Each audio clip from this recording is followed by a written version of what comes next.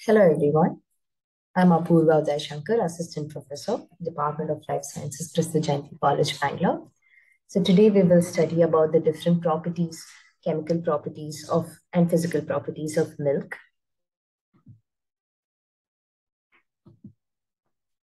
So we all know milk is the secretion of the mammillary glands in female mammals, and it is a sole source of food for newborns and plays a very important role in the nourishment and immunological protection of the newborns. So milk is a complex biological fluid consisting of 7 different main components, which is water. It is majoritarily made up of water, followed by fat, protein, sugar. The kind of sugar which is present is lactose. There are various minerals, vitamins, and enzymes which are present in the milk.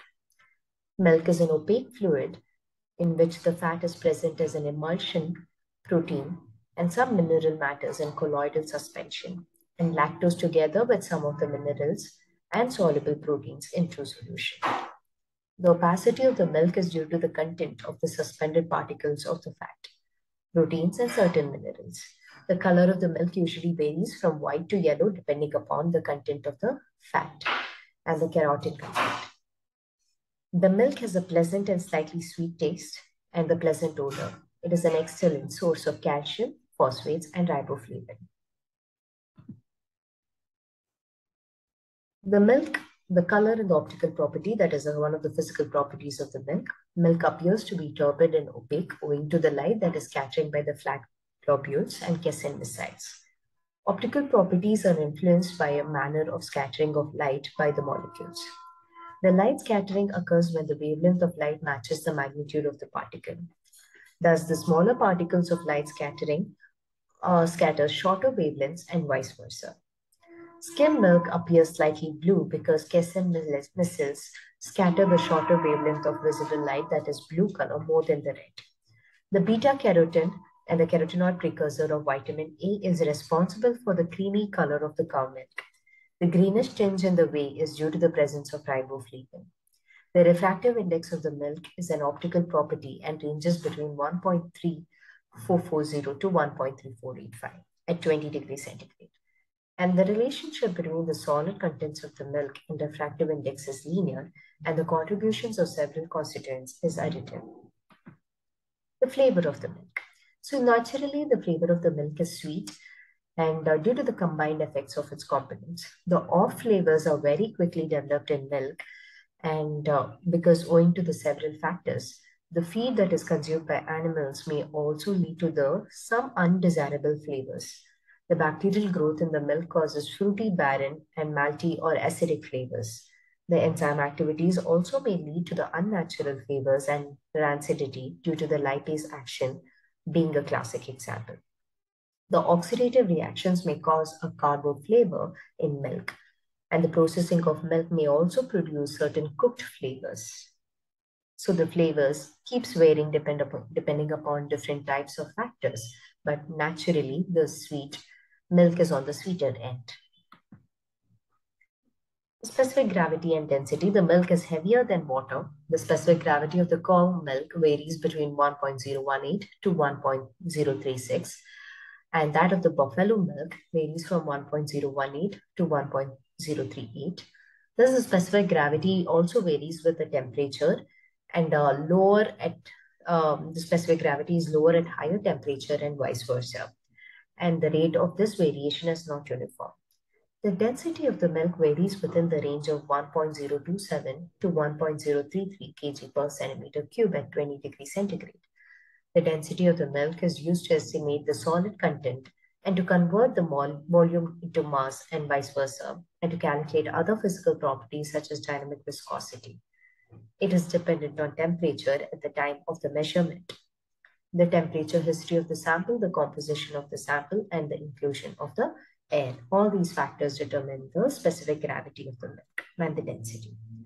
Viscosity of the milk depends upon the temperature and the amount and the state of dispersion of solid constituents, mainly the casein and the fat determines the viscosity of the milk. Viscosity of the whole milk is about 25 degrees centigrade is about 20 cp. The cooler temperatures increases the viscosity due to the increased volumicity of the casein micelles. Whereas temperatures above 65 degrees centigrade, you have an increased viscosity due to the denaturation of whey proteins. An increase or decrease in the pH of the milk also causes an increase in the casein missile volumicity. The effect of agitation on viscosity is not uniform. Sometimes agitation causes partial coalescence of the fat globules, hence increasing the viscosity, and at other times agitation may disperse fat globules that have undergone cold agglutination, leading to a decrease in viscosity. Surface tension. The surface activity of the milk is related to proteins, fat, phospholipids, and fresh fatty acids present in it. The homogenization and heat sterilization increases the surface tension of milk. Milk has a surface tension of 59 per centimeter at 20 degrees centigrade. Freezing and boiling points of milk. The freezing point of cow and buffalo milk varies from minus 0.512 to minus 0.572 degrees centigrade, and from minus 0.521 to minus 0.575 degrees centigrade respectively. Freezing point of the milk is mainly used to determine the added water. The boiling point of the milk is about 100.17 degrees centigrade. Acidity. The freshly drawn milk is slightly acidic in nature. It is 6.5 to 6.7. The heat stability of the milk. The heat stability is defined as the length of the time that is required to induce coagulation at a given temperature, or the temperature that is required to induce coagulation in a given time. The stability of the milk system at the high processing temperatures to which milk is exposed for the manufacture of certain products is very important. Caseins and salt balance of milk is governs the heat stability. Added citrates, phosphates, and calcium have a greater impact on the heat stability. The composition of the milk. In general, the gross composition of cow's milk in US is 87.7% of water, 4.9% lactose, 3.4% fat, and 3.3% protein, and 0.7% minerals, which are referred to as ash. The milk composition varies between different species of cow, goat, and sheep, and also the different breeds. The animal feeds and the stage of lactation determines the composition of the milk. Although there is a minor variation in the milk composition, the milk from different cows is stored through a bulk tanks and provides a related consistency of composition of the milk around. So here are some of the percentage of water, protein, fat, and ash and lactose, how it varies between different species of camel, cow, buffalo, sheep, goat, and human.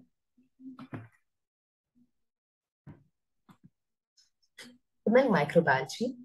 In addition to being a nutritious food, the milk provides a favorable environment for the growth of microorganisms because it is rich in various forms of nutrients. The yeast, molds, and a broad spectrum of bacteria can grow in milk, particularly at the temperatures above 16 degrees centigrade. Microbes can enter the milk through cow, air, feedstuffs, milk handling equipments, and milker. Once microorganisms get into the milk, their numbers increases rapidly. It is more effective to exclude microorganisms than to try to control the microbial growth once they have entered into the milk. Milking equipment should be washed thoroughly before and after use.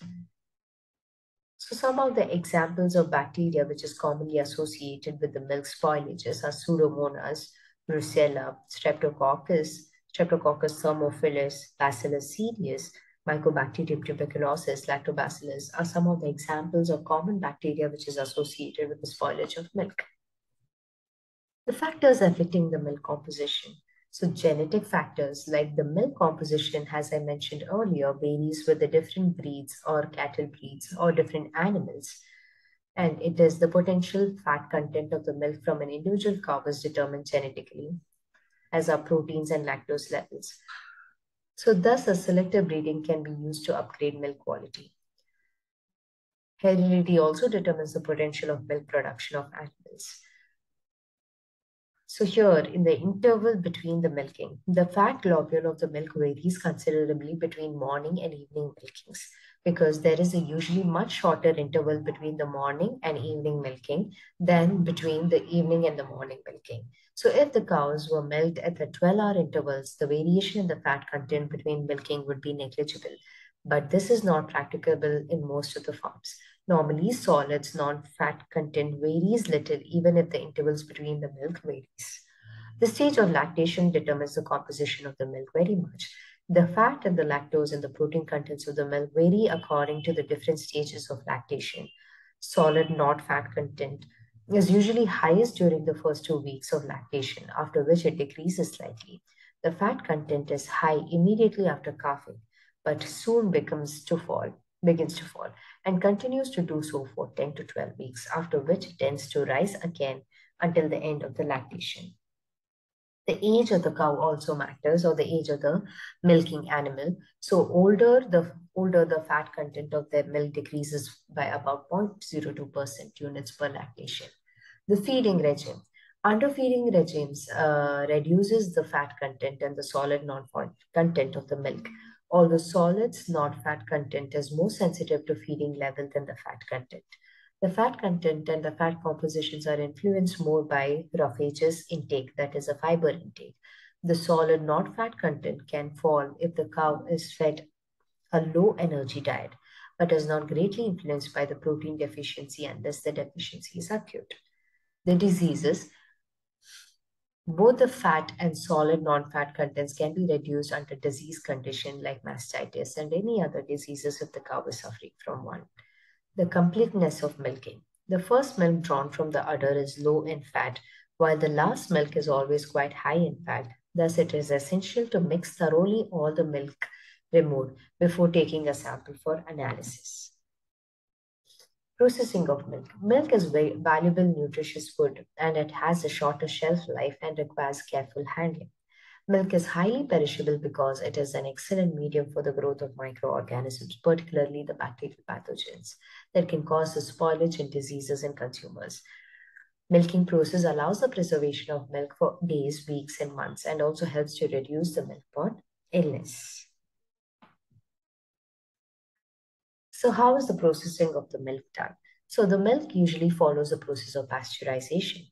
Pasteurization is a process that is used to destroy the bacteria in the milk. In pasteurization, the milk is heated to a temperature sufficient to kill the pathogenic bacteria. But when below its boiling point, this also kills many non-pathogenic organisms and thereby extends the storage stability of the milk.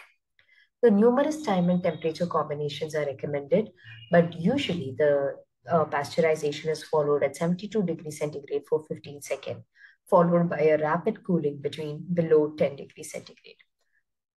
This type of pasteurization temperature time combination is referred to as high temperature short time treatment. It is carried out as a continuous process using a plate heat exchanger to heat the milk and holding section to ensure that the milk is completely pasteurized. Milk is normally pasteurized prior to the scale as liquid milk. Pasteurization is used to reduce the microbial contents which can cause spoilage, usually the microbes which can cause spoilage. And this is very important for the further processing of milk, like cheese making, making, buttermilking, etc. Batch pasteurization is used where the milk quantities are too small to justify the use of plate heat exchanger. In batch pasteurizer, the fixed quantities of the milk are heated at 63 degrees centigrade and held at this temperature for 30 minutes. And the milk is then cooled to 5 degrees centigrade and packed. And this temperature time combination is called low temperature long time. Another method which is used is ultra heat treatment, which is ultra high temperature. In this system, the milk is heated under pressure to about 140 degrees centigrade for 4 seconds. However, it retains more of the properties of the fresh milk than conventionally sterilized milk. The effects of pasteurization on milk. The pasteurization reduces the cream layer since some of the fat globule membrane constitutes a denatured. This inhibits clustering of fat globules and consequently reduces the extent of creaming. However, pasteurization does not reduce the fat content of the milk. Pasteurization has little effect on the nutritive value of the milk. The major nutrients are not altered. There is some loss of vitamin C and B group in the vitamins, but this is insignificant. The process kills many fermentative organisms as well as pathogens. Microorganisms that can survive pasteurizations are putrefactive in nature. Although pasteurized milk has a storage stability of 2 to 3 days, subsequent deterioration is the cause of the putative microorganisms. Thus, the pasteurized milk is milk will putrefy rather than develop acidity. Milk sterilization. In pasteurization, the milk receives mild heat treatment to reduce the number of bacteria that are present. But in sterilization, the milk is subjected to severe heat treatment that ensures most complete destruction of the microbial population. The product is then said to be commercially sterile. So the time and temperature treatments is above 100 degrees centigrade, which is used for 15 to 40 minutes are used. And the product has a longer shelf life than the pasteurized milk. So the example of this type of milk is a good life milk, which can be stored at the normal temperatures and for a longer time. But once opened, the milk product has to be stored under cold conditions. Thank you.